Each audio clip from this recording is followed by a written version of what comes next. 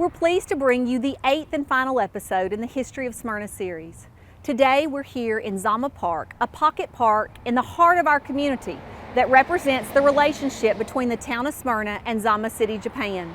This relationship began over 30 years ago with the educational, social, cultural, and business exchanges with the selection of Smyrna as home to Nissan Group North America's first manufacturing facility in the United States.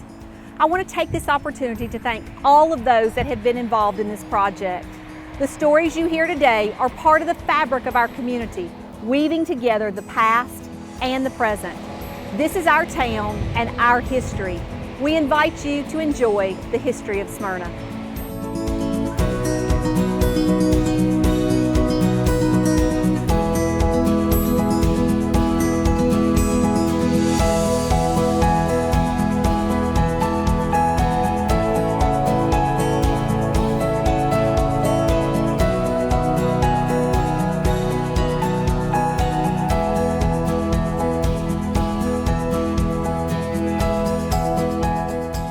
I'm Coon Victory, and I grew up and raised around Smyrna, and I retired from a local business here after 45 years.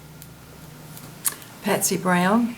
I grew up in Wilson County and have been living in Smyrna since 1960. I'm Mike Woods. I'm a Smyrna native. Went to school at Smyrna High and graduated there, and went on to attend MTSU and graduated from MTSU. And my wife also is a Smyrna native. Her name is Jackie Berry, a long history of her family in Smyrna also. And just lived here my entire life. I served the city of Smyrna for 26 years as a city manager. My name is O.J. Smith. I was born and raised in Smyrna, Tennessee. I have a business, I have a barber shop. I've been owning it for 23 years now. Andrea Cork, Breaking Bread, Homestyle Mills. I've been serving the community for over 20 years, and I'm thankful for being here, originally from Memphis, Tennessee. I'm Brian Hercules. I serve as the town manager of the town of Smyrna today. I have a history of Rutherford County being my home. I was a product of a family that came together because of Seward Air Force Base. So this is home. I've been in Smyrna now for about 3.5 years. I'm Baker Rayburn. Moved here in '69 when I was 4. My father started Rayburn Insurance in '73. I started with the agency in '88, so I've spent pretty much my entire life right here in Smyrna. I'm Raquel Peebles, and I was born and raised in Smyrna, Tennessee. I'm a business owner here. I've been a practicing attorney for 25 years. I actually started my law career in Atlanta, Georgia for 10 years and moved back home, and I've had a law practice here in Smyrna for the last 18 years. And in addition to having a small business here in town, I also serve on the Smyrna Town Council. I'm H.G. Cole. My parents brought me to Smyrna when I was 6 years old. So I was pretty well raised in Smyrna. Don't remember a whole lot of other places besides Smyrna. Don't want to remember a whole lot of places besides Smyrna. My family had a business here in town, so I started to work in that business at a very young age, and have essentially seen Smyrna change from a small Air Force town to what shall we call it, a thriving metropolis today. I'm Marion Appleton. I was born and raised in Smyrna, really hilltop, and where the David Uri School is now, that was a property that my grandmother owned, and I spent 39 years working in electronics. We appreciate all you coming today. Today we're going to be discussing and talking about our local business and the industry here in Smyrna. And Miss Andrea, you talked about owning the Breaking Bread. Would you mind telling us what the Breaking Bread is and where it's located, and why you decided to come to Smyrna? First, I'll discuss why I decided to come to Smyrna. I came to Smyrna because I wanted to move out of the city into more of a family-oriented area, and I had small boys at the time, and I was a single parent at the time, and it gave me the opportunity to put them in some good schools. I love the school system here, so that was my purpose for coming. And as far as breaking bread is concerned, I was in prayer about opening up a business because I love to cook, and I was catering out of my home and working.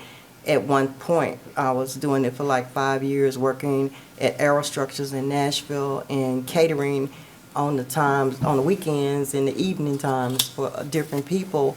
And at that point, they kept laying off and laying off and laying off, and the Lord led me to open up my own business. So I was in prayer on what to name the business, and He gave me Acts 2:42, which talked about the apostles and the disciples breaking of bread. So that's why the name came from.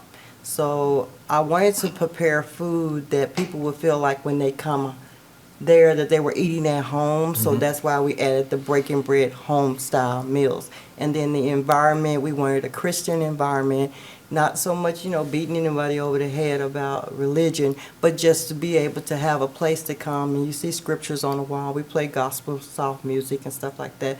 But our food is scratch made. Every morning we come in anywhere from 3:30, 4, 5 o'clock in the morning, just depending on what we have to do to get things prepared.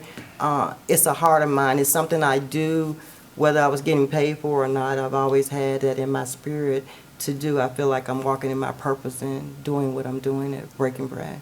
You mentioned been here around 20 years over there at Breaking Bread. Have you been in that building there? We've been in that building for 20 years. Yeah. 20 years this year.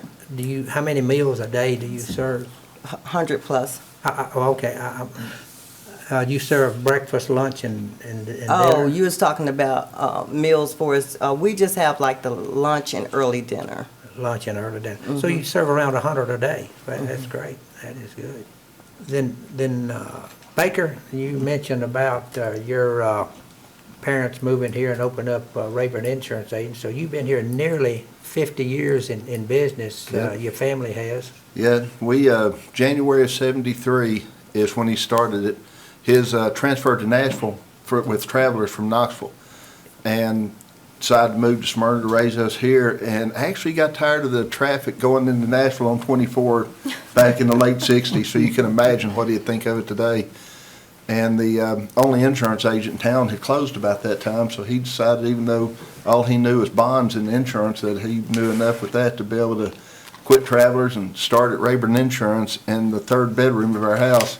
So me, Derek, and Greg all slept in one bedroom and let him start Rayburn Insurance in the third bedroom, and mainly he went to the golf course for business. Yes. Then after he rented from Dave Bolin for a while in a couple of Dave's locations, and before he built our building there, Martha was the second person he hired, and she actually worked for us for 43 years there, Martha Fraley. So, but Dad retired probably 20 years ago, and me, Derek, and Greg, my two brothers, ran it for a while, and then after Greg got out, Wayne Blair became a partner. Yeah. And the three of us are still there running it to this day until, I guess, I don't know if there's going to be a third generation. We'll see. But you mentioned moving here to Smyrna and on the golf course. I believe probably one of the first guys you met that your dad met was my brother-in-law, Frank Carlson Jr., who loved to play golf in his later years, and also liked to visit with Dub, your dad, and discuss not only golf and business, but football. Oh, yeah. They had a whole lot of fun times together, and golf trips up to Fairfield Glade to Frank Jr.'s place and everything. And our family's still close after all these years. I don't see Eddie as much since he's in Eagleville now, so, but there's a lot of people like, I always know him as Frank Jr., Mr. Carlson, that really helped him a lot in those early days. Because like I said, when he started the business, he really didn't know about home, auto, or business. He knew bonds, which anybody in our business realizes that's a totally different subject. And probably his saving grace was Martha knew insurance.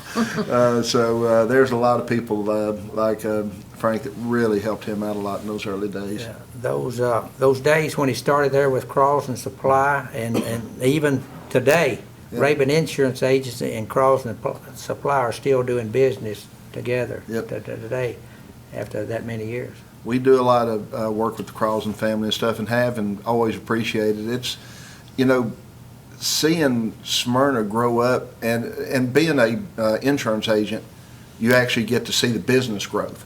It's kind of a different perspective than a lot of businesses have, because the businesses, we do all types of business, but our largest source of business is commercial. And so we've really seen a huge change just in I've been there since '88, however many 30-something years that's been. The amount of business and industry change we've seen in our area is pretty phenomenal and exciting to me. You know, a lot of people don't like the growth. I think the town council's done a great job of monitoring our growth, keeping it because you want to grow, but you want to grow smart and grow right. And they've done a good job of having good growth and the right kind of growth, because it's going to come whether you want it to or not. And it's exciting to me to see where we're going. Yes, yes. OJ, you're the young guy here on the panel today, but you're a local product, star athlete here in our town that everybody used to go and watch play on Friday nights, and then fortunate enough on Saturday afternoon go up to MTSU and watch you star there at MTSU on the football with a Boots Donnelly era, which was if you made it through Boots Donnelly era, You can make it through anything. But tell us why you got in business here in Smyrna, and exactly where your business is located. Well, I got into the business because I started cutting my grandfather's hair. Played on mine too. I started cutting my grandfather's hair at, I probably was 25, maybe 26 years old. And I just picked up the clippers, and he said, "Come on, you can try me." And his name was Jesse Smith, and he lived in Hilltop. He did a lot in the community. He brought a lot of the vegetables around here. He sold a lot of vegetables around town in Rutherford County. So I just started cutting on his head, and he's like, "Oh, it took me an hour and a half, maybe 2 hours, and he didn't get it but all even." So started doing that, and I liked it. So we went from him into Marion and into some people around in Hilltop neighborhood. Used to just come to the house, knock on the door, and "Is OJ here?" "Yeah." "Can he cut my hair?" "Yeah." So I started enjoying it. So I talked to But OJ, did you get paid for that when you were doing that? I didn't. I got paid, but I didn't get paid how I'm getting paid now. Oh, that Yeah, a few dollars here and there, just something to put in my pocket, to put in the gas tank, and to able to go here and there. Yeah. But I started cutting the whole neighborhood. Everybody started coming. So my grandfather and grandmother said, "Hey, you can't bring everybody to the house." So I started venturing out and going to people's houses and cutting then. So I just decided to go to barber school. I was working at Ingram Book Company from I think 9 to 5, and then I was going to school from 9 to 5, and then going to Ingram Book Company at 6 to 9 or 10 o'clock for a little part-time job. So make a long story short, I ended up finishing up barber school.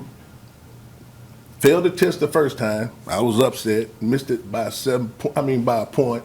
Went back and took it again and passed it, and got my barber license. And then I worked right across the street right here for about maybe 3 to 4 years. And then I ended up getting my own barber shop at the end of the day. And I was praying about that, about owning my own barber shop. Didn't know what I was getting myself into, but I thank God that I went through the procedure and what I went through, and ended up being cutting hair for 23 years now. How many do you have working with you there? Right now, well, when I first started, I had 4 beauticians and 1 barber and myself. And my beauticians, they stayed with me for about 7, 8 years, and 2 moved out of town. 1 said she was just gonna do it at home. She just didn't feel like doing hair anymore. She was just gonna do her people, her family at her house. And then the other one, she just, I think she's working at a job right now. But they're all successful, and they're all good ladies. They all did a wonderful job at my shop. But the guy I have now, he's from Cleveland, Ohio. His name is Michael Greenwood. He's been with me now for like 7 or 8 years, and we've developed a real good relationship. Yeah. Where's your shop?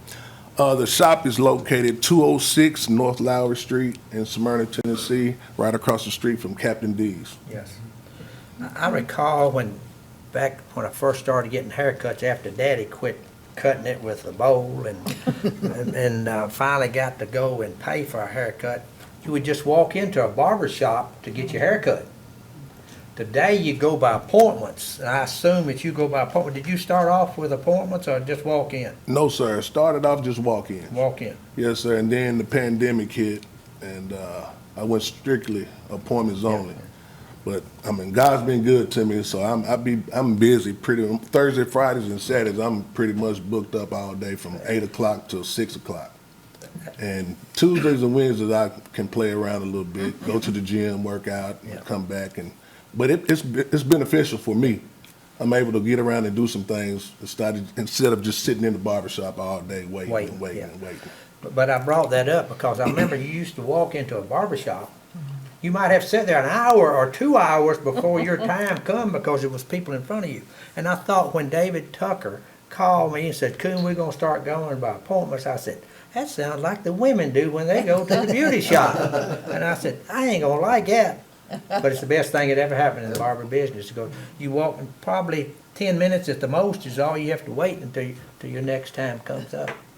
HG, you've been around town a long time, as you mentioned. Why did your family come to Smyrna, do you recall? Dad was working at a pharmacy in Clarksville called Hilldale Rexall Drugs, and he got the opportunity to come to Smyrna and purchase Smyrna Rexall Drugs from, actually, Mike referred to his wife, Jackie Berry, from Jackie's grandparents, Mr. J.B. Berry and Mary Sue. I had to think about that because we called her Gangy. I think everybody in town called her Gangy. We came to Smyrna, and we lived out on the Carter property on Rock Springs Road, which is the brick house which you'll see on Rock Springs right across from Potts Crossing and the Vineyards. And that was really in the country back in those days. Rock Springs Road was just a 2-lane road. I can remember the very first time they ran a paver down it because they always just tarred and chipped it. And but anyway, Dad, we came in '64, and I think he bought the store in '68. And Well, is that located down next to where the Breaking Bread is today? Directly next door, 117 Front Street is where it was. Actually, the interesting thing about Smyrna Rexall was up until we closed it, it was the oldest business in Rutherford County. It was started in the late 1800s by Dr. J.S. Lowry, who Lowry Street is named after. And he had come to Smyrna from North Carolina, I believe. His uncle was Dr. B.B. Gracie, who was a well-known doctor in Smyrna back in those days. But he kept the store for, I want to say 25 or 30 years, and I believe in the 30s, Mike, you chip in there if you know when the Berries bought it, but I think they came from DuPont. Around Old Hickory, yeah. The Old Hickory DuPont, yeah. right, in the 30s. And it was originally located on, well, it's probably called First Street back in those days. I don't know, most people don't know, but Lowry Street was First Street. You count off the rest of them behind, 2, 3, 4 behind it. But it was in the facing the old bank building. What's the name of Jimmy's business? Fortress Management. It was to the left of that in one of the Barnett buildings there. And I really don't know when they moved from Lowry Street, First Street, over to Front Street, but stayed there until 1972.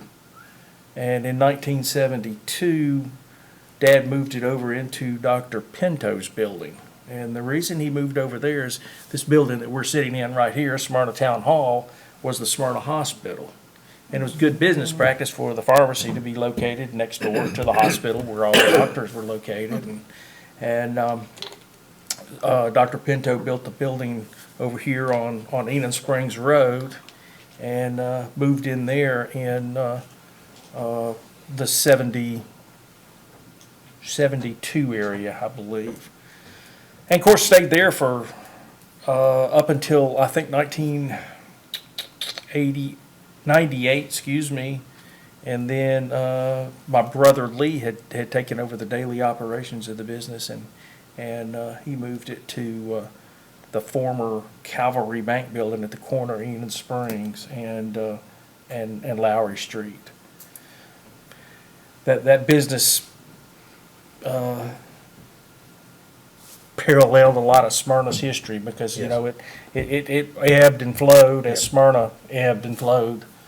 You know, Smyrna didn't do a whole lot, and then the base came, and the base kept it going for a long time, and everybody thought that the town was going to dry up. And I think our proximity to Nashville, the opening of Percy Priest Lake, you know, we had a few lean years in there in the middle, and then when Nissan came, gosh, that's the part everybody's familiar with there. If I remember right, when you're talking about when the base closed, I don't remember if it was Sam or who started developing around here and advertising in Nashville, and that's what actually brought us here, because Dad had never owned a house, and they were advertising, hey, you can live here and drive into Nashville and get affordable housing. They were actually able to come in and get a house just taking over the payments. I think it was like $17,000 for the house back then. So it's changed a lot. When you were on Front Street, which building were you in there? Where Pop's Bar and Grill is now, Okay. right directly next door to Andrea and Breaking Bread. I've always tried to remember which one it was that is where the furniture store is now there on the corner, because I remember that was the store I always wanted to go in to get That my was a matchbox. service center. Yeah. Okay. Mr. Hodge and Mr. Johnson. Johnson.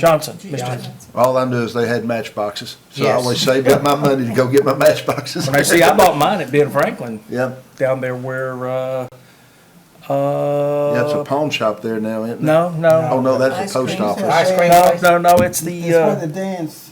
no, it's the Barber College. The Barber Cottage, okay, it's one of those buildings. Yeah, All about You you mentioned your dad, your family's drugstore. We also had Nicholson's drugstore during that time, didn't we, Mike? Right, Nicholson's was located on the, I guess on Lowry Street too.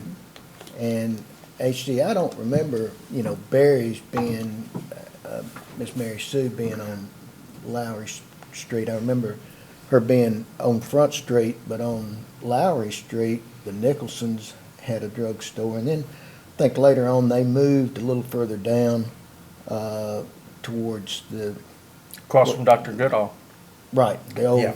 old Dairy Dip there, right in there, Nicholson's Drug. But Nicholson's kept their fountain a long time. They They did. still go in there and get a milkshake or banana split or Cherry whatever. Coke. Absolutely. Cherry Coke was Yeah. big back then, yes. Right. I tell you something, Andrea then mentioned that on the first Saturdays of the month, she serves all the not nursing homes, all of the senior citizens. And that's a lot. Yes, yes. Wow. Nancy's Place and the one by Metalon and. Mhm. She does over 300 meals Oh, on the first 300. Saturday of every month. Wow. Yeah.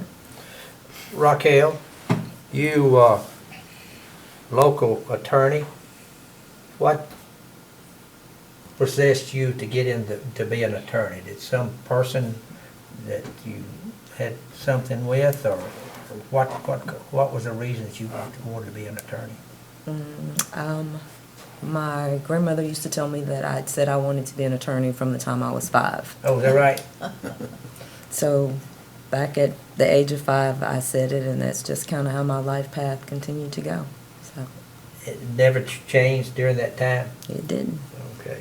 So then you went on to school, after graduating from Smyrna High School, you went on to Memphis State University, is that right? Yes, I went to Memphis State and got my undergraduate degree, and then I went to law school at Emory University in Atlanta, and then I stayed down there 7 more years after I graduated from law school, and I practiced law in Atlanta. and then I moved back to Smyrna in 2003. What type of law do you practice? I do corporate and business law, wills, probate, and estate work, and then I do adoption work. Yeah. Where is your business located? Well, actually, it's actually evolved over the years. Actually, when I first moved back to Smyrna, I started practicing on my own, and that was in 2003. And then in 2005, I went into practice with Imogene Bolin, and she was actually located across the street from here. She was in the Bolin building. Yes. And she had recently moved back into that building with Dave Bolin, who was her ex-husband, who was also an attorney. And he had gotten sick again. And so I came and started helping her to work on some of the things that he had been working on. And then he actually passed away from pancreatic cancer. Yes.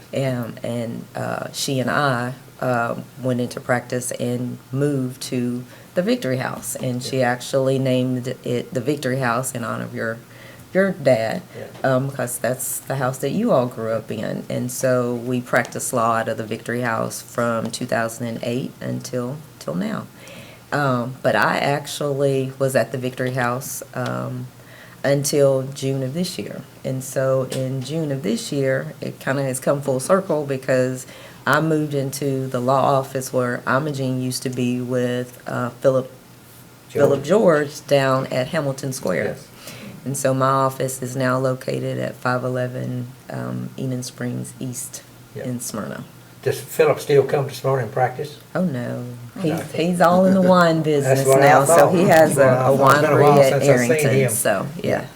We're talking about business, and then Mike Woods here, who is grew up here in Smyrna, as he mentioned before, and was our former city manager. Might have been no, you weren't our first city manager, because Mr. Chuck Coleman was. Mr. Chuck Coleman was city manager. I recall when he was. But can you recall some of the business that was here, or industries that was here during your time, Mike? Well, quite frankly, the industry was rather limited in Smyrna prior to really 1970. I was thinking in the 60s, what did we have? We were very dependent on Seward Air Force Base.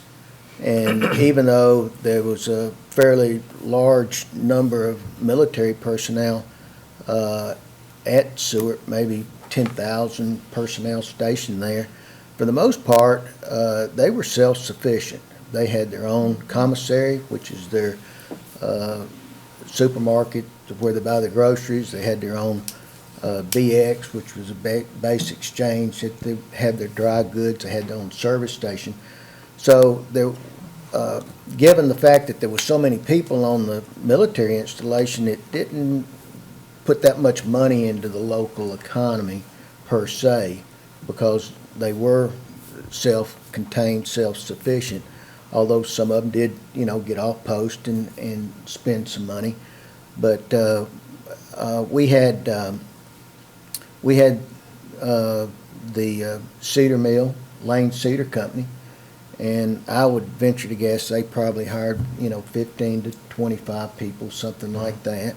And then later on, once the military announced that they'd be closing that Air Force Base in a few years, which was about the mid-60s, there was a scramble trying to recruit some industry. And I remember Greer Stopnut Bolton and Screw Company was located. We got those folks to come in, and they built a plant on Mayfield Drive. The building's still there. They've long gone. I think a spa is located in that building right now across from the post office. So we had very little industry in Smyrna until the Air Force Base actually closed.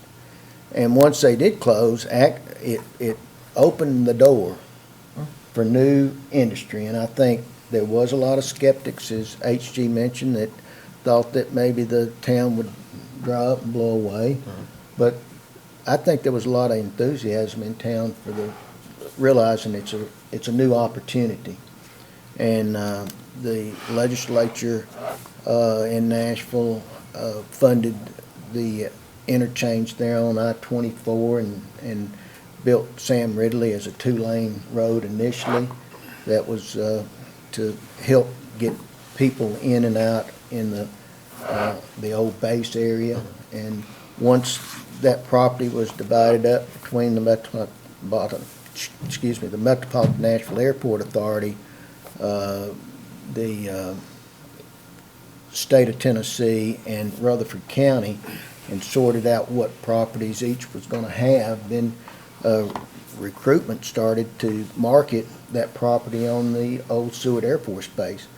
The county formed a economic development committee through the county commission, and they had its first director, I think, was Bob Beatty, who headed that department and worked on recruiting new industry into Smyrna.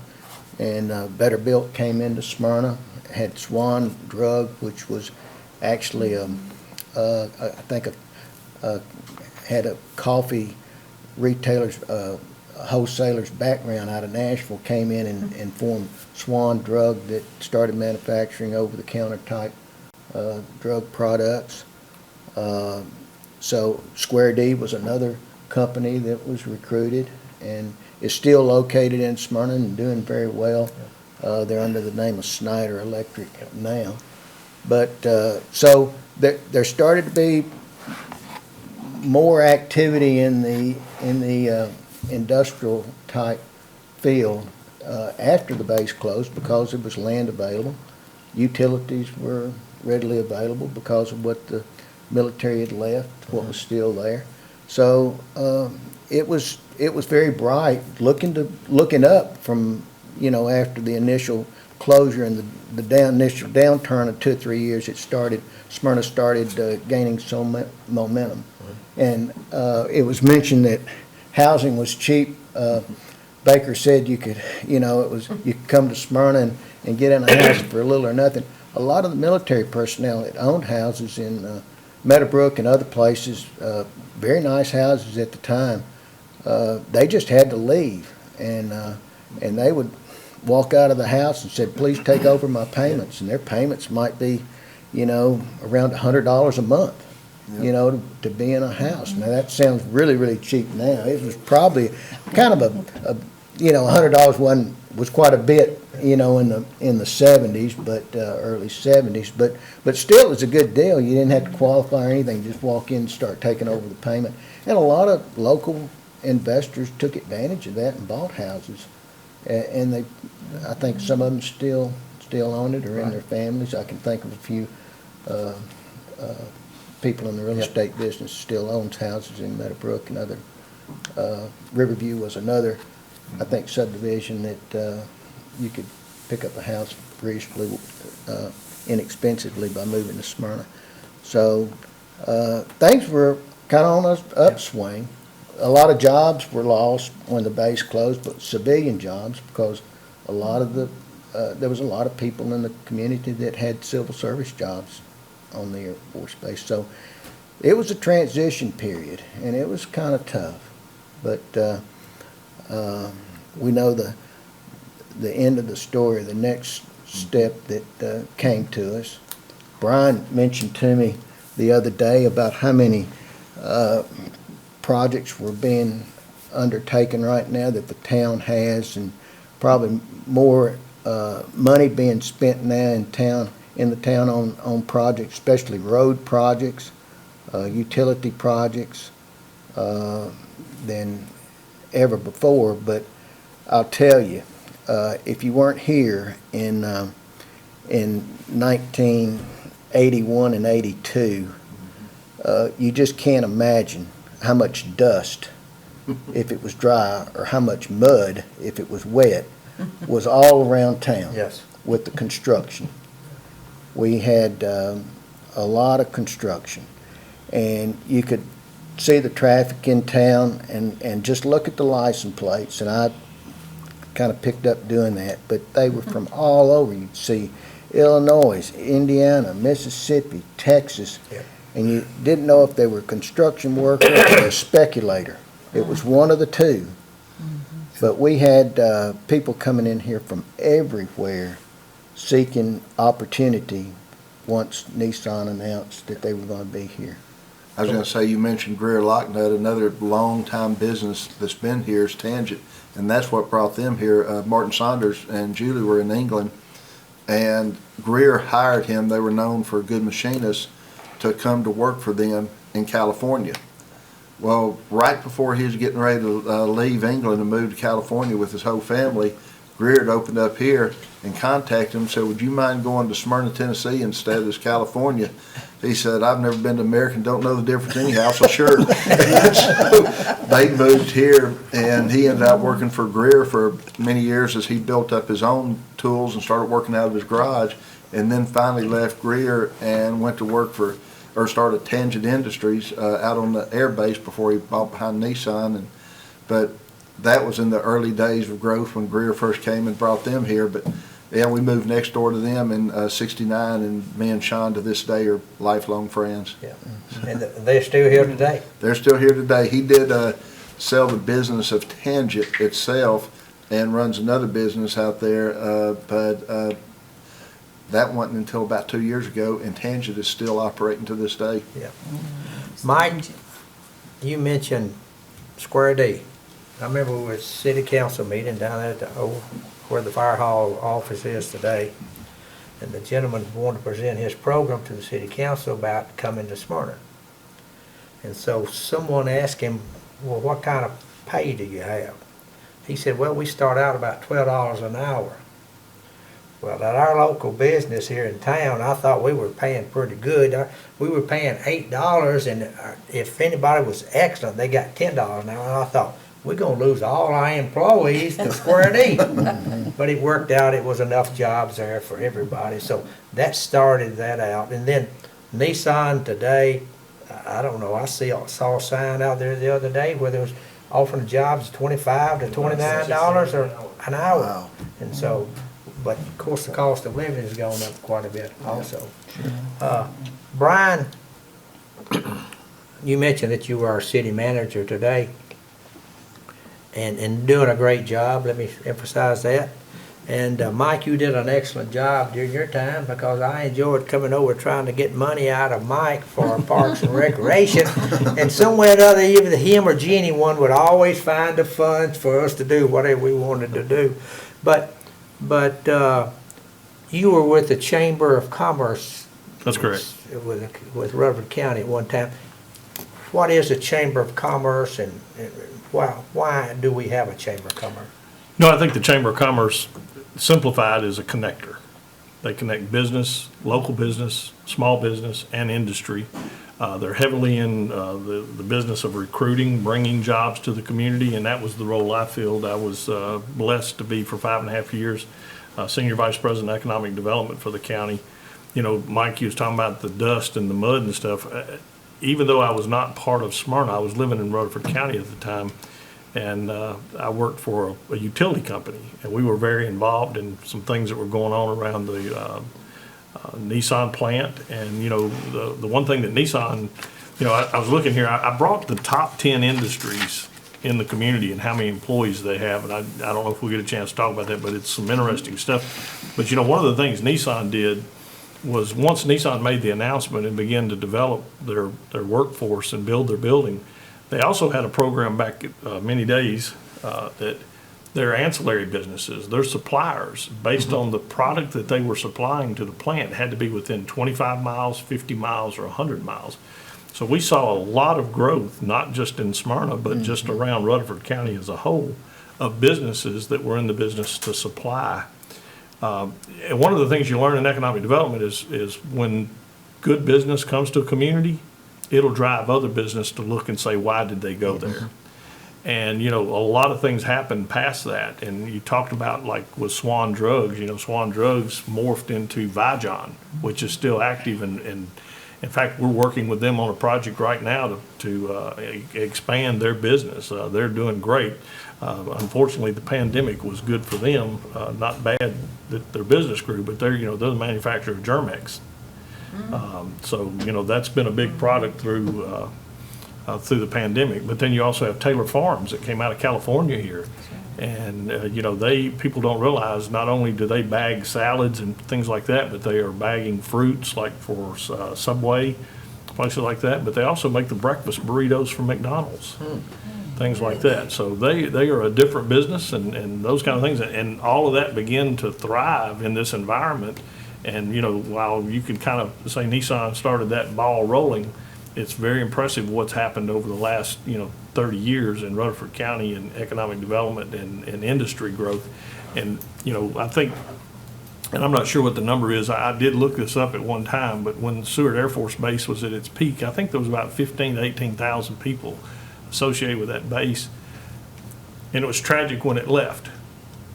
But the recovery afterwards has been phenomenal. I mean, you take Nissan just in itself, some 8,400 employees associated just with that plant that wear the Nissan logo on their shirt. And there's probably 11 to 12,000 people a day when you add in all the contractors that work for Nissan. So there's almost as many people at Nissan as was at the Air Force Base. And then you look at all the other businesses that have associated to our community here in Smyrna, but not only here, but all of Rutherford County and even within a 100-mile radius of here. It's pretty interesting to see the growth. Mike, do you recall any of did the city have any requirements if Square D wanted to come in? Do you recall what some of the requirements were back then for them to come? At that point in time, we was glad to take anybody that was willing to come to Smyrna. Yeah. Because we was at a lull in the 70s. Yeah. And we were eager to find jobs to keep, our people in the community at home and working. Yeah. One interesting thing I'd like to share with you about Nissan coming here in the summer, late spring, summer of 1980, when the word or rumors started circulating that something big could happen in Smyrna. Nobody knew exactly what it was, whether it was a tractor plant or a car plant or a truck plant or exactly what it was. It was manufacturing, everybody kind of said, and thought it was probably in a foreign investment, but they were trying to acquire the land, get it locked up to at least get options on it before word got out and made things really go crazy. But during the negotiations, when it got down to making the decision that Nissan was going to make the decisions, they had a negotiating team that came out of Detroit, met in Nashville, one of the high-rise office buildings in a conference room, and sitting down. They wanted to hear what the state was going to do and what other local entities were going to do, the county could do, what the city could do. And the great thing about all those discussions, they finally said, well, it's between Smyrna and another location. They never did want to really say who that was, but we found out later it was Cartersville, Georgia. Now, how much Cartersville, Georgia was in play, I don't know. Sometimes they use that for negotiating tactics to have, an alternative. But as it turned out, they selected Smyrna and said, this is where we're going to be. And when we were talking about what the cost of the expansion of the water treatment plant, the wastewater treatment plant, the lines, and everything else that's involved, they said because there was no precedence that had been set on a Japanese firm such as Nissan coming to the United States, there's nowhere to look and see what the playbook looked like, what they were going to pay or what they were going to, the community should give or the state should give or whatever. It was all new ground. They said, we want to be fair to the community. We want to pay our fair share of the expansion of the infrastructure, the utilities, and then some, because they knew that they were going to bring growth that we were going to have to deal with. So from the start, they were very fair with the town, and once they decided they wanted to be here, and you say, well, why did they come? So much of it as anybody in real estate knows, it has to do with location. I know some of the Japanese were concerned about where they built the plant. They wanted good bedrock. They had a plant in Japan that had some trouble where they built it, and it was not real solid ground, and that was in the forefront of some of their minds. We like that limestone. Some of them liked the temperate climate that we enjoyed, and it was much like what they had in Japan, so there was some correlation there. Obviously, the interstates, the fact that we had 24, 40, 65, we had The the airport. rail, we had an airport, the was a story- big plus. The story I always heard was Sam Ridley showed them a picture of the United States at night, and I don't know how true this is. He told them, you see all these lights on the west coast, then a large area that's dark in the middle, and then said all these lights on the east coast, Smyrna was right in the middle of all those lights, and for distribution was so much easier. And I don't know how much truth there is to that story that he did that, but I remember Dad talking about that many years ago. Sam was a good salesman, I'll tell you that. He was a great salesman. And, but anyway, it worked out to be a great success for the community, as everybody knows, but accolades to Nissan and what they've done and what they've meant to our community, and it's been very positive. Absolutely. Brian, back on when you were with the chamber, what was the chamber looking for? We here in Smyrna were looking for anybody that would want to come to Smyrna. I guess the county could be a little more choosy. Well, I think we went through a transition. I think as a county as a whole, probably at one point was just like Mike said, anybody that showed interest, we were willing to bring here, because there was a need for jobs. And what's happened is the whole Middle Tennessee, the MSA, has gotten so popular in the economic development world. We're probably setting in one of the hottest products for economic development, whether it's from the office standpoint, individual business. I mean, right here today, we're averaging 40, 45 business licenses a month in the town of Smyrna, individual businesses and those type things. But from the large product that we're talking about, like a Nissan and stuff, we're in a hotbed of economic development because we've got workforce, we've got a great financial situation with our state with no income tax and those kind of things. Those are all drivers. Then you look at one of the things, and somebody mentioned it a minute ago, and I'm sorry I don't remember who, but talked about the distribution. In Middle Tennessee, we're sitting within an 8-hour radius of 75% of the U.S. population. So if you're distributing products, that's where you want to be. Then you look at, we've got this major intersection of 3 major interstates right here among us with 840, 40, 65, and 24. So, location drives a lot. But then you come back to, why are these other businesses here? And, why are there things like UBS Bank announcing in Nashville a couple of years ago? Those are strategic moves that people are making, and it brings, success breeds success, and that's what we're seeing. As you look at, our cost of living. Rutherford County right now is at 96.9% cost of living on the 100% being the average. We're 3%. 3.1% below the national average in cost of living. Now, some of us here that remember buying our first home for $24,000 and now we're buying houses at $400,000 don't feel that sometimes, but we are still below the national average. The average house right now in Rutherford County, and these numbers came out as July 21, was the average house closing for Rutherford County was $291,000. When you look at that against Atlanta or Houston or someplace in California, we're still in a pretty good position, so that all those things mesh in. One thing I would like to mention, and just kind of take us down a different rabbit hole a little bit, Mike talked about, the incentives and what Nissan was willing to do, and for 5.5 years, I was sitting at that table on a daily basis. A lot of people get pretty frustrated saying, why are we giving away the farm to get a business?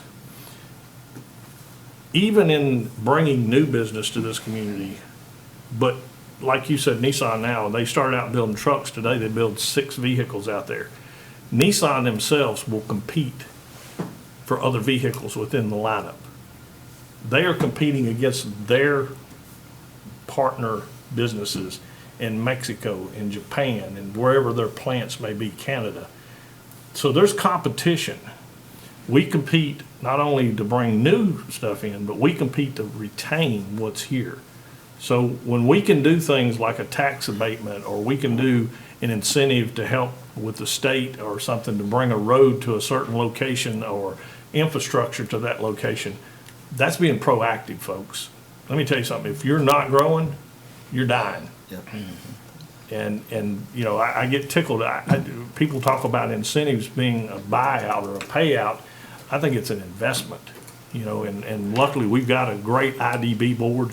We've got a great Chamber of Commerce that understands those things. Now, the original question was, you know, what are we bringing today? I think you'll see, just like with SRM putting their, Smyrna Ready Mix, putting their corporate office coming out of Nashville into Smyrna. That's going to be a great addition for us. That will drive other office locations. It'll drive commercial business, those type of things. That's what everybody wants today. Everybody thinks that, you know, we need to get away from the big box and the distribution because it's low pay. We're looking for those higher paying jobs because we want to be able to have our citizens be able to afford to buy a home, be able to eat out, be able to go to the movies, all those things that we enjoy. But let me tell you something, manufacturing is the highest paying sector, bar any. So we need to be careful, you know, what you wish for. You know, you look around, and I lived below Atlanta, Georgia for 22 years. And I used to look at Atlanta and watch it, you know, and you had the growth of Atlanta was the downtown area, the Buckhead, those kind of things. And you see that a little bit with Nashville, with the downtown, the Gulch and those kind of things. And then you saw very, very distinct corridors coming out of Atlanta. You had the Alpharetta corridor going up that was the high end, the office and the higher end shopping. Marietta coming up towards Chattanooga became that white collar, blue collar, white collar corridor. It's happening here. You've got Nashville developing as one of the fastest growing. Our MSA is one of the fastest growing in the country. But you look at what's happening. You've got the Franklin 65 corridor that's becoming almost like Alpharetta, and then you've got I-24 coming through to Murfreesboro, Smyrna, Laverne, becoming that blue and white collar corridor. Some of the same things are going on, and I think that that's something we need to pay attention to and understand. You know, one of the biggest things you can do is decide, you know, in the middle of the stream that you want to change directions. You know, we've been known for some growth in the manufacturing and distribution and some smaller office products. You know, Franklin has become pretty much all office space, all corporate office space, those kind of things. You can't just change. You got to know who you are, and you got to know who your personality is of your community and what brought you to the dance. And I think, you know, you can continue to grow and develop, but you got to be strategic in what you do. You know, I think back to the days when me and Sean Saunders riding our bike over to get a piece of candy at the 5 and Dime, and now you look at what's going on. Like you said, out there we've got fiber optics going everywhere, and the growth in the corporate offices. It's been a huge change in the 50-plus years I've been here, but I'm probably, the event going out there with SRM and their development is probably the one thing that gets me more excited about the town of Smyrna and where we're going, because that is a diversification. You don't want all your eggs in one basket. And when you look at, you know, we've got the manufacturing and everything, but now all of a sudden we're bringing in the corporate development out there. And I don't know if a lot of people realize what having fiber optics does to corporate development. When you get the fiber out there and you got the interstate and everything else. I remember a cousin of mine, he works for Apple now, used to work for the University of Southern California. And when he heard we were getting fiber in this area, he said, y'all are going to see a change you've never seen, because that is something that will really drive stuff. So what y'all have done with United and working with them, and Middle Tennessee Electric has and everything, is really driving that, and that's an exciting development going on out there. Absolutely.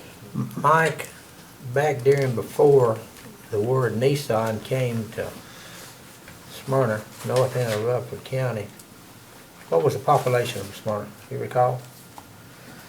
Well, I think we were at an all-time low right after the base left, And I think in 70, there was still some base personnel that got counted in that number, and I'm thinking it was around 5,800 in that US count. Yeah. And probably the real population of Smyrna was probably around 3,000 to 3,500.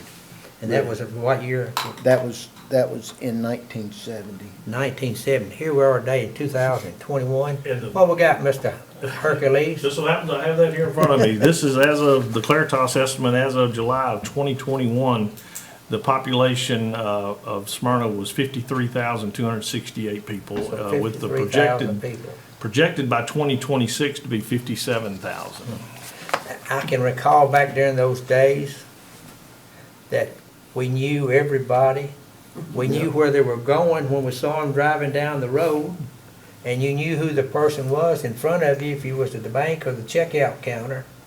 Today, I don't know but very few people here in town.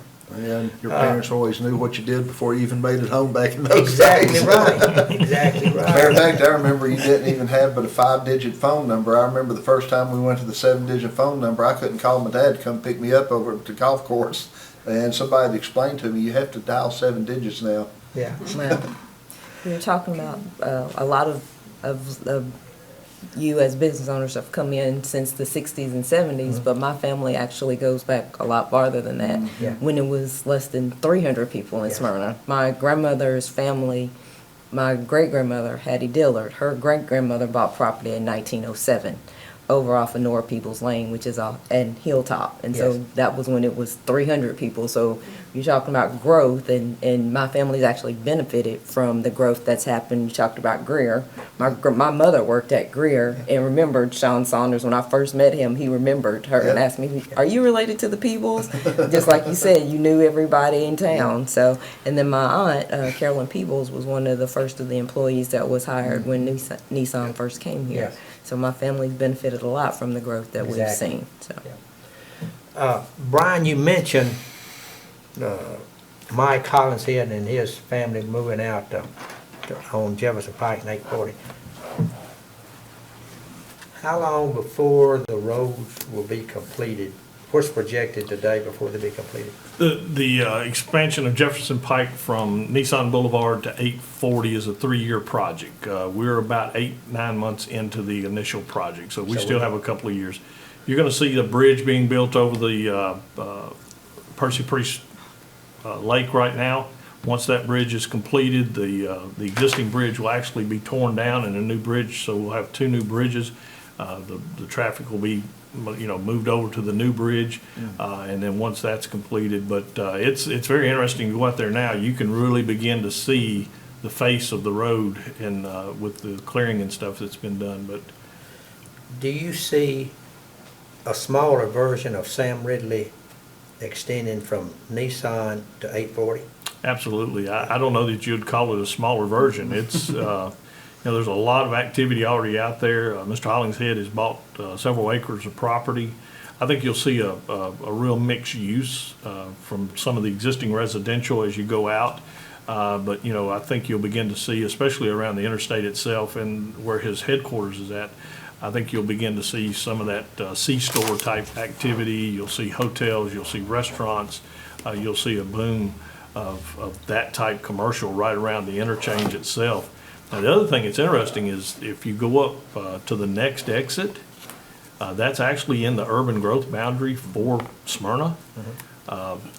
Panatone, racetrack, yeah, it's a right? racetrack. Yeah. Panatone has already expensed over $750 million worth of buildings. They are actually, I have a meeting with them today at 2 o'clock to talk about what could possibly be on the Rutherford County side of that property. So we're working on some of that. If it's okay, what I'll do is give you the top 10 industries that are located in Smyrna, and I'll just give you what we show from the chamber as far as their employment base. So first, of course, is Nissan with 8,400.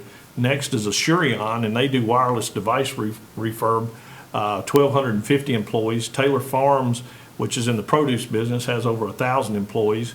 Square D, Schneider Electric, electrical distribution control panels, 900 employees. TriStar Stonecrest Medical Center, which is the hospital, 900 employees. Vijon, which is plastic bottles, personal care products, 728 employees. Federal Mogul, located out at Midway Lane, their equipment supplier, they have 500 employees. And then another ancillary business at Nissan, WWL Vehicle Services America Auto Processing, 480 employees. The VA Mid-South Call Center, Billing and Collection Service, 456 employees. And then Frankie Food Services, which does commercial food service equipment, 350 employees. Those are the top 10 for Smyrna. Now, from those, you and I have had conversations about, we have several Fortune 500 companies absolutely. that are located here. Can you tell us what those are? I don't know. Sorry to put you on the spot. Yeah, I don't but- know. I don't have them segregated by who's in the Fortune 500, but there are several. You know, what's interesting is, you know, also on the airport, if you look at what's going on at the airport, and we haven't talked much about the airport, but what a gem for not just Smyrna, but for the county. I mean, we can land a 747 out there, and there's a lot of corporate flight goes in and out of Smyrna Airport, but there's growth at the airport itself. Hillwood, which is a major player like a Panattoni in building big boxes, has expensed, I think they've got 4 buildings out there now, and they're fixing to build the 5th building. All of them are full. They've brought businesses like Hunter Fans, moved their whole commercial line of development, research, and corporate office to the Smyrna Airport. There's a company out there that's what's called a 3PL. It's a third-person logistics, and it's an ancillary business to Lowe's. And they, for all of the appliances in the Lowe's stores in the southeast, are coming through a building in Smyrna, Tennessee.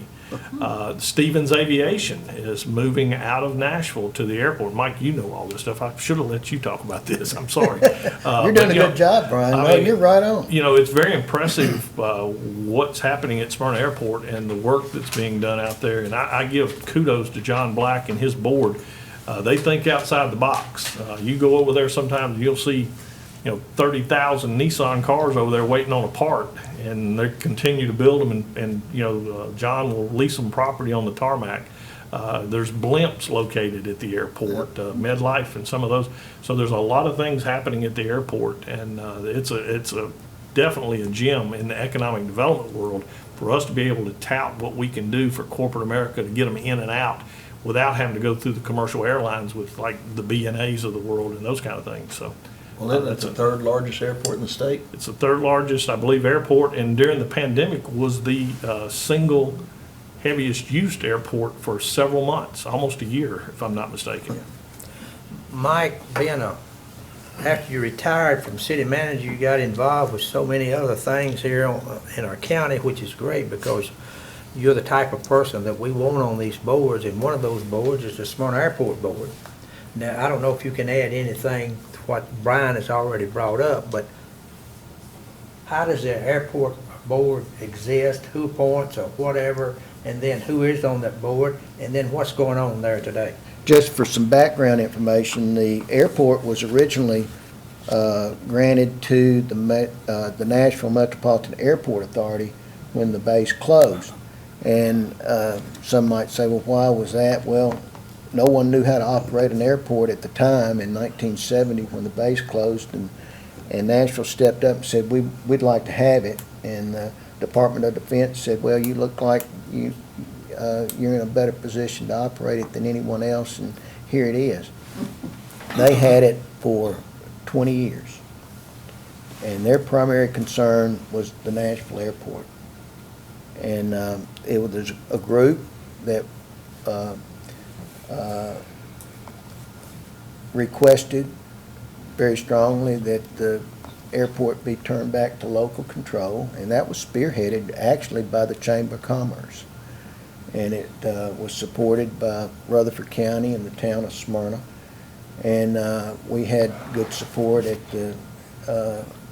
our national level. Bart Gordon was on the Aeronautics Commission in one of the committees in Washington, which helped out a lot.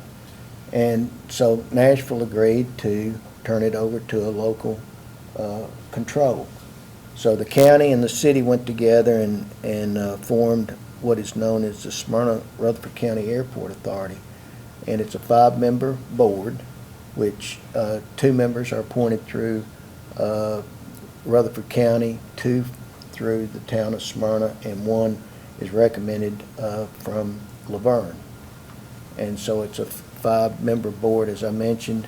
Helen Colvin is from, appointed through Rutherford County, along with Steve Harrison. Steve Harrison. And then from Smyrna, Paul Lamb and myself serve on that board. And Graham Coates is the representative from Laverne. And it's a 5-year appointment, each one, and each one, there's a member that rotates, their term is up and can be reappointed or not each year. So it's a joint effort of the city and the county in terms, and it's jointly owned by Rutherford County and Smyrna on a 60-40 basis. 60% of the ownership lies with Rutherford County and 40% of Smyrna. So it's a well-run facility. We've got a great director out there now that really does a super job for us. We're always looking in the pipeline to see what's coming, or always trying to push something in that pipeline. We have several companies that are looking at Smyrna now, and it's a very desirable airport to be located at, and so we're certainly pleased with the progress we've made out there. We work real hard to be a first-class facility. I think anybody that flies into Smyrna as a general aviation pilot or customer is impressed with the facility. So it's something that the community can be proud of. How much of that land out there is to the airport authority and versus the National Guard? Because I know there's still quite a bit of undeveloped land out there, but a bunch of it's under the National Guard's oversight. Baker, I'm glad you asked that. 20 years ago, we thought, what are we going to do with all this land? And now we're asking, how can we best utilize what we have left? Yep. And it gets used up very quickly. And we're getting very picky about what we locate on the airport. And we're in a position to do that. Because once it's gone, it's gone. There's more general aviation airports being closed each year than new ones being built. There's hardly any new general aviation airports being built. I'm talking about nationally, but there's a lot of them that are smaller ones that are struggling and closing.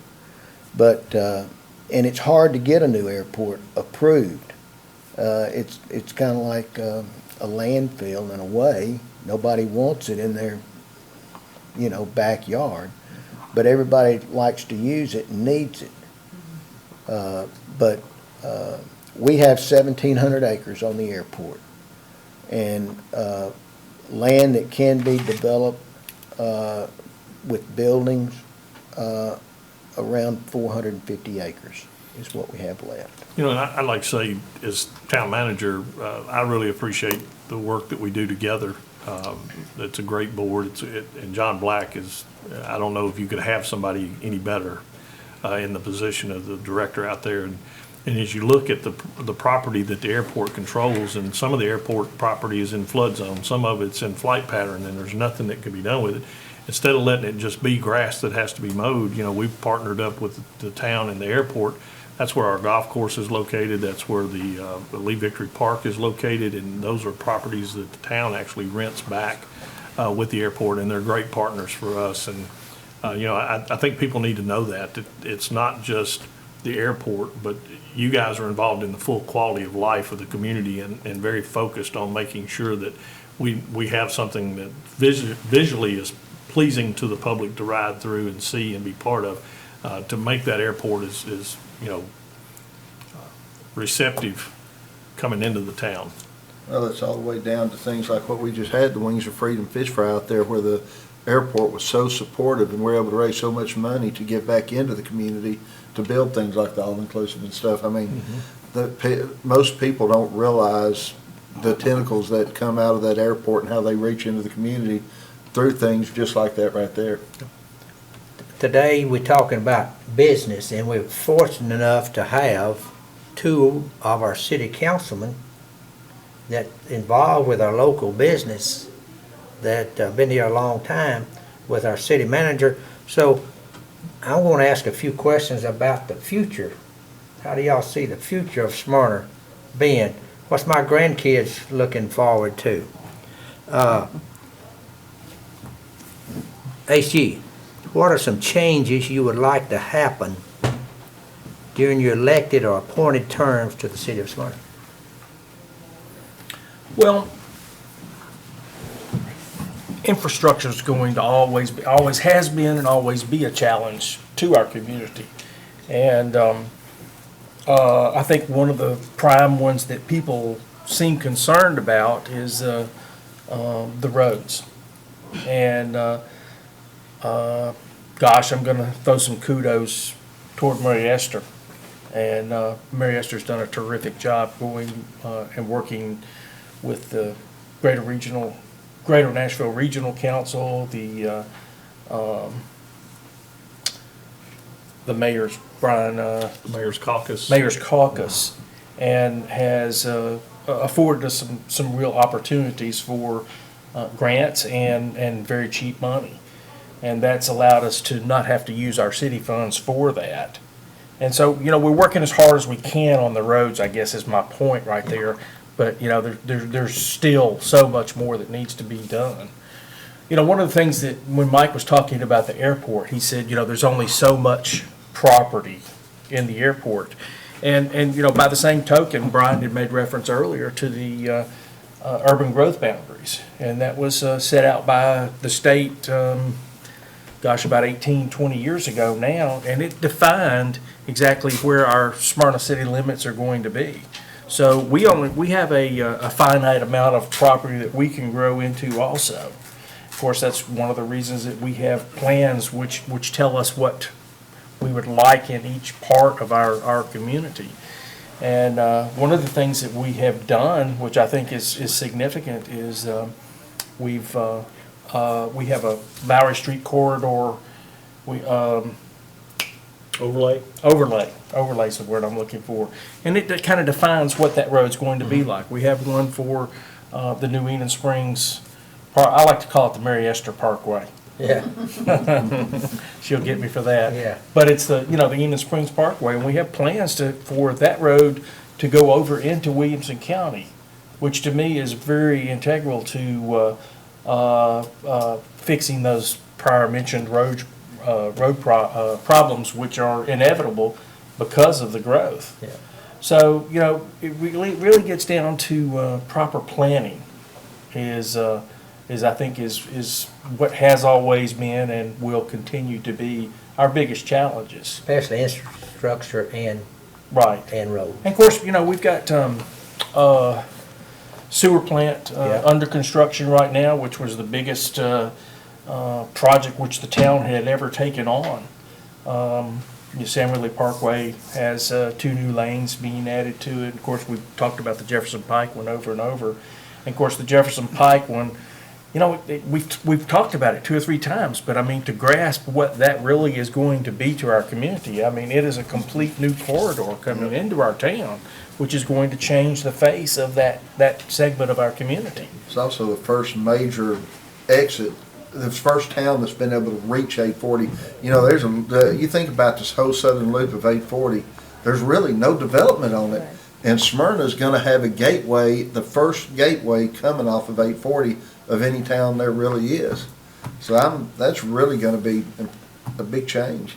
Well, and also in looking at the interchanges, one of the hot topics has always been the interchange at Rocky Fork Road. And one of the things I don't think people understand about it is that you just can't go out there and plop down an exit. Because what happens is it backs up to the interstate, and that goes against everything that the state is trying to accomplish, is to move people. And so, when we do get Eden Springs Road, the Mary Esther Parkway, going to Franklin, that will give the relief off of the interstate so that they can put that interchange there. And there we go with 2 new corridors essentially. And of course, that's one of the reasons that we do have the overlay on Enid Springs because, we think about it. I mean, that road could essentially go from Franklin all the way to downtown Smyrna, following the Enid Springs path. And then ultimately, it could even go on across past Nissan because 840 is just not very far behind Nissan back there.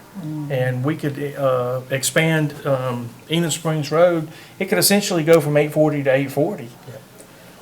Brian, how many lanes will we have when Sam Ridley Parkway is completed? From the interstate to Old National Highway will be 6 lanes, 3 lanes. lanes on each side, and we'll close all the pass-throughs with the exception of the signalized intersections for safety.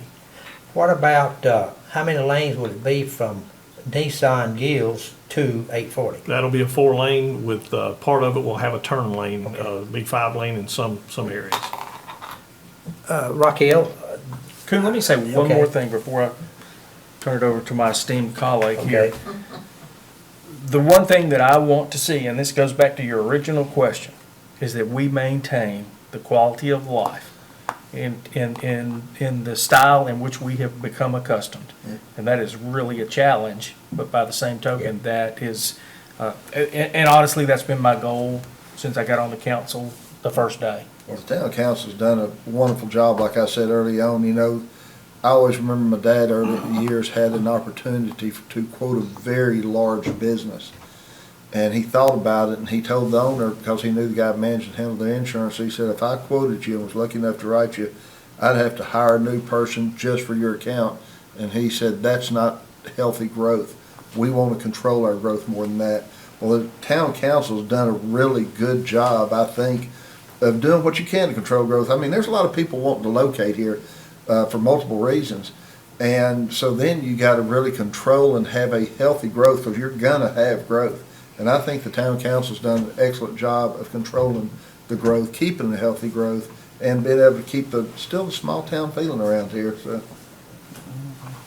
we've been lucky, got a lot of good business people running it around here. So Raquel, how do you vision Smyrna in either 5 or 10 years from now? Well, that's hard to say, and they've kind of summed up everything that I would hope to see Smyrna be in 5 to 10 years. You asked about what major concern, and you said growth, and in my head I was thinking purposeful growth, because we do need to manage how things are growing, and I'd like us to continue to do that. My major concern is the regional connector, which is the Rocky Fork, Enid Springs corridor that HG talked about. I believe that is critical to our growth, but also providing a way to get from Williamson County, from Rutherford County to Williamson County. And I'd like to make sure that we are continuing to have the conversations and to do the work and do the research to be able to put that in play. Infrastructure, also always a concern, and you already talked about that, HG. I mean, that's one of the things that we see going on all around town is the building of the infrastructure, and to create an infrastructure that allows people to safely and to easily flow around town.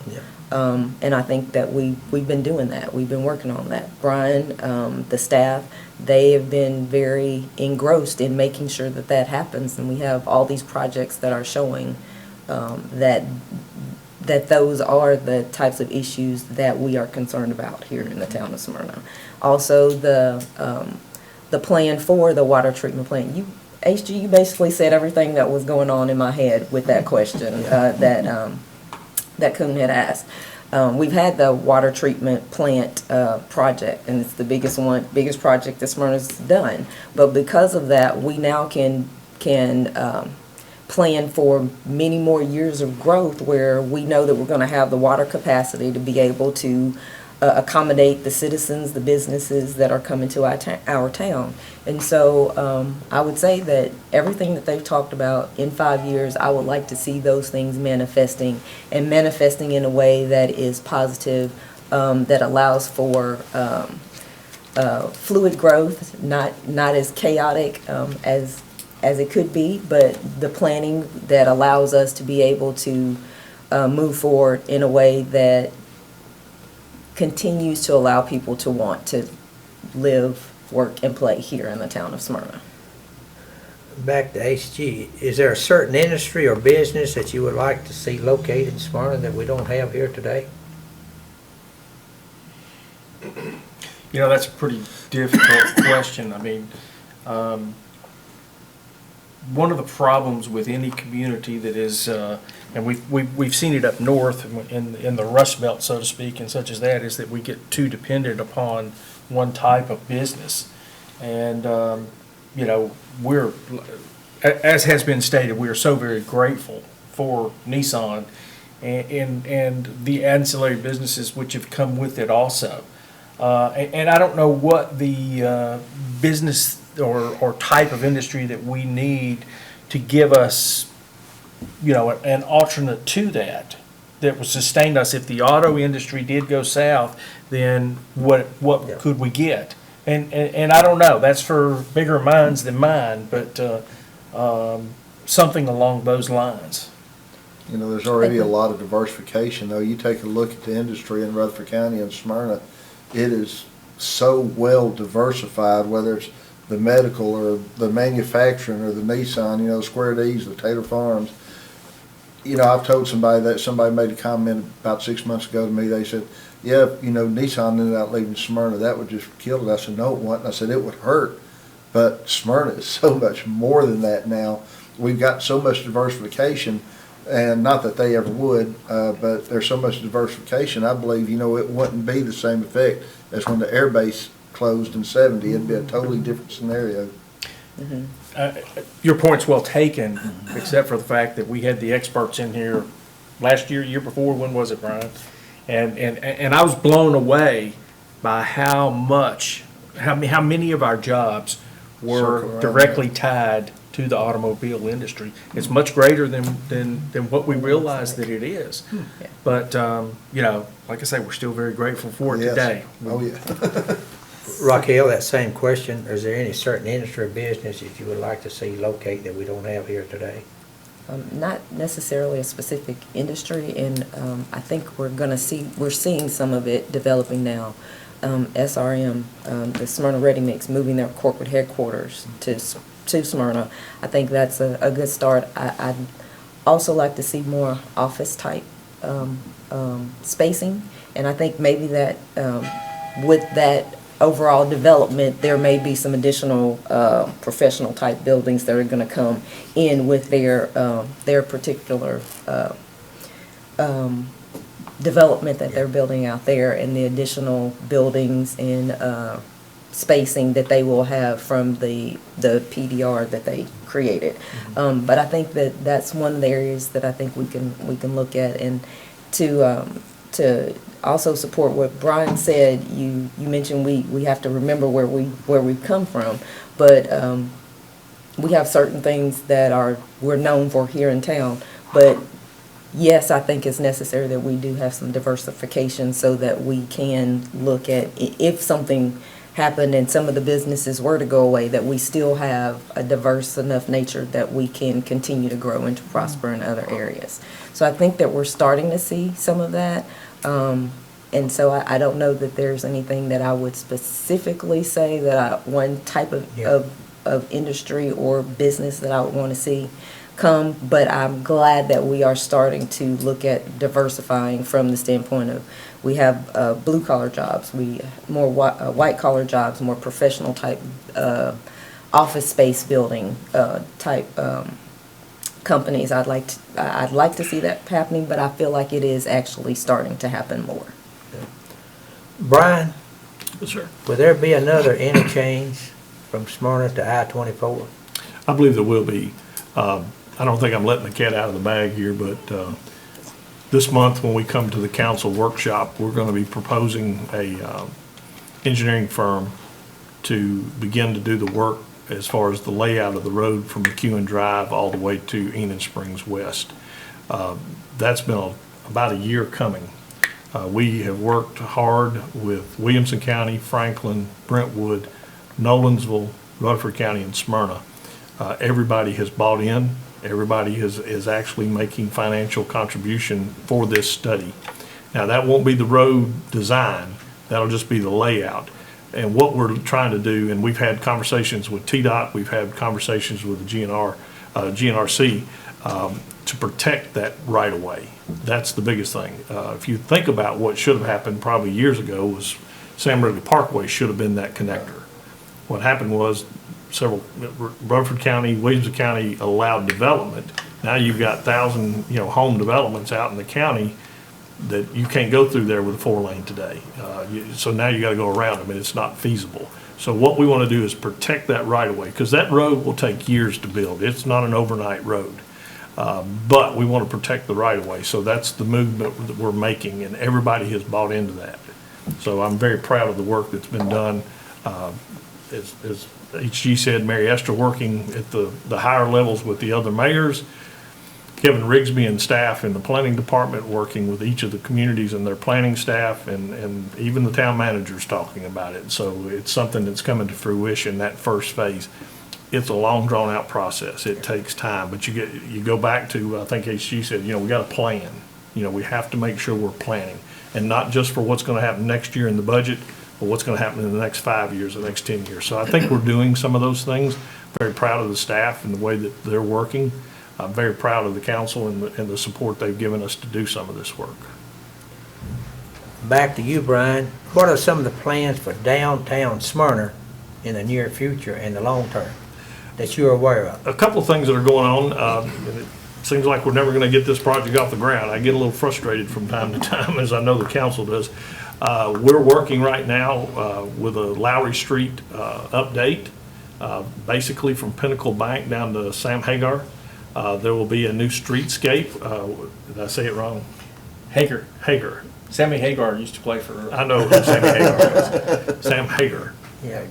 HG correct. He was the Red Rocker. Yeah, I understand. But we have a new streetscape that'll be done. We're right now, what's happened is with TDOT, we've had to move outside the TDOT contract with the utilities work. We're taking a bid right now on the utility work, so we'll get that part started. But basically, we'll be putting all of our utilities underground. We'll be doing some dress up and clean up for the sidewalks and those type of things. And also, one of the projects that are on top of that will be going across the railroad track there at Washington Street. We've been approved with CSX Railroad to put in pedestrian crossings. If you know now, if you park on one side of the road and try to get over to the depot, there's really not a sidewalk. You've got to walk across the railroad track. So we'll actually have pedestrian crossing gates, and you'll have walkways that'll take you across there. So we're hoping that will help connect Front Street and Lowry Street and those type things. And then phase 2 of the project with Lowry Street will go from Sam Hager down to the bridge. And hopefully we'll be able at some point to tie in the greenway and some of that down under the bridge in that area.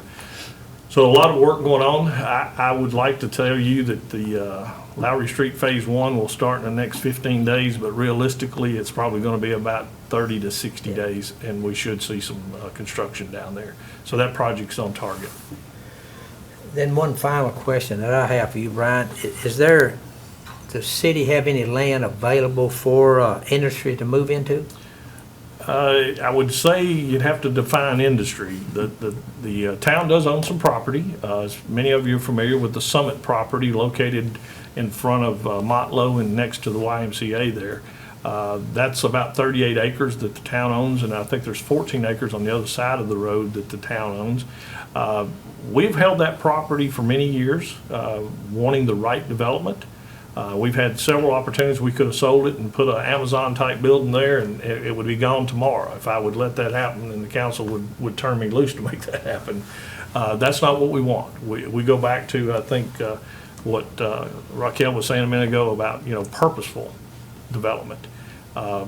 We are working with a couple of folks right now on that piece of property, and their vision, I think, is becoming in alignment with what the town's alignment is. Now, whether we'll close one of those deals, I'm not sure. Those take time, but we're working on those. But yes, that's out there. One of the questions you asked a minute ago, and if you don't mind, I'd like to share my my philosophy on, you ask about, where do we see the town in the next 5 years, the next 10 years? And Raquel and HG and the other members of the council give me pretty clear definition of what our goals are and where we're going. And I appreciate that very much. But as your town manager, one of the things I'm focused on, and I want to play off of what HG said, quality of life. To me, that's the most important thing I do every day is influence the quality of life for our community. And my job is to work with this staff, which we have a great staff here at the town of Smyrna. Whether you're talking utilities, roads, infrastructure, parks and rec, everything that we have that associate to the quality of life. My job is to balance that and to make sure that we're not taking one part of public safety or parks or roads and we're overemphasizing. We balance that every year with the needs of the community and what we feel like are the things that the community needs to have available to enhance the quality of life. So, from a town manager's perspective, over the next 5 years, I think we're going to see this town change. There's a lot happening. There's a lot of growth. There's a lot of things we're doing.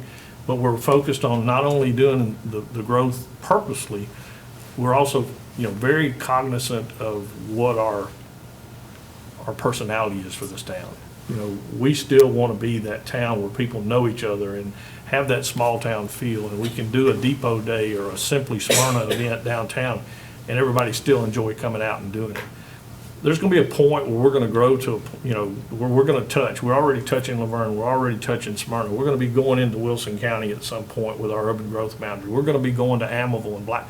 There'll be a day that you'll drive from Blackman out of Murfreesboro into Smyrna, and you're not going to know other than you cross the bridge that it happened. And, so what we have to do is just be very focused and very purposeful in what we do and how we do it. So I appreciate that from the council and the way they give us the vision and the challenges that they put upon us to get those things done. But it's not just building a new sewer plant, and it's not just, Jefferson Pike. It's getting Jenny Lane, from one end of, from Motlow all the way down to the New Potomac. It's getting Spring Hill Drive, where we have a connector where we don't have just one entrance into two of our major schools. It's seeing those pieces of the puzzle as well. You can build that foundation on the outside, but you got to fill in the center. Yeah. And that's what we try to do as a staff and as a town manager is to fill in the whole picture. Well, like I said before, I think you and the council are doing a great job, and just keep it up. Things have kind of changed since we first came to Smyrna, wasn't it, Sister Brown? A little bit. All right, we're going to wrap this up because I know some people's got to go to work, and it's about nap time here in a few minutes. So, Patsy, is there any questions or anything we haven't covered that you'd like to ask? I don't think of anything. I just appreciate everybody's input, and I think we all learn something every time we're here. We hear something new or something that's coming down the pike, and I think it's a great place to live. I've thought that now for almost 61 years, and it's been a great place to raise a family and to be a part of a community that I think still does have a small town feel, and we want to maintain that, I think. So I don't think anything else. I think we've covered an awful lot. Mike, anything you want to add or ask? No, I think it's been a great roundtable discussion, a lot of good information. That makes me proud to be a citizen in Rutherford County, and in particular Smyrna. I'm proud of this community and what it means to my life and my family's life, and I wouldn't want to be living anywhere else. OJ, anything you want to add? No, sir. Okay, thanks for coming today. Brian? Like Mike, I just, I moved to Smyrna 3.5 years ago. Although I had Rutherford County roots, I found home. And my wife and I are very pleased to be here and be part of this community. I joke about it and say this is our final resting place because we actually have cemetery plots out there. So this is home for us. Yeah. Baker? It's just, I guess, kind of like everybody was talking about the growth and stuff. There's a lot of people in the community, they don't want growth. And I think those people got to realize it's gonna grow. Kind of like I think Brian mentioned, if it doesn't grow, it dies. And I know I've been on those road trips out west where I've seen towns that couldn't give property away, literally were giving property away if you'll just move there. We're blessed to have the growth and blessed to have such good leaderships on the whole board and managers and everything else to where they're managing the growth. And being in business here, I'm just excited to see the future and what my kids will have as it continues to go forward. Raquel? Just kind of to echo what Baker said, I'm excited for what Smyrna is becoming. I'm proud of what we've become. I always knew when I moved back here, I wanted to move back here and raise a family and be a part of this community because it had been so good to me. So I wanted to return the favor, I guess you'd say. And so I'm looking forward to seeing all that Smyrna becomes. Ace G? No, sir. Okay. Ms. Steve? Well, I was like I say, I was honored to serve on this committee. And although I was raised in Smyrna, I learned a lot about Smyrna.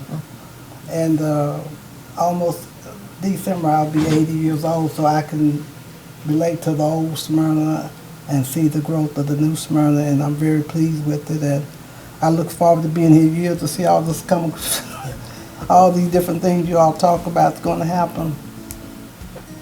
I appreciate all you coming today. I think the citizens of Smyrna have learned something about where Smyrna was, where it is today, and where we hope to be in the future. So thank each one of you for coming.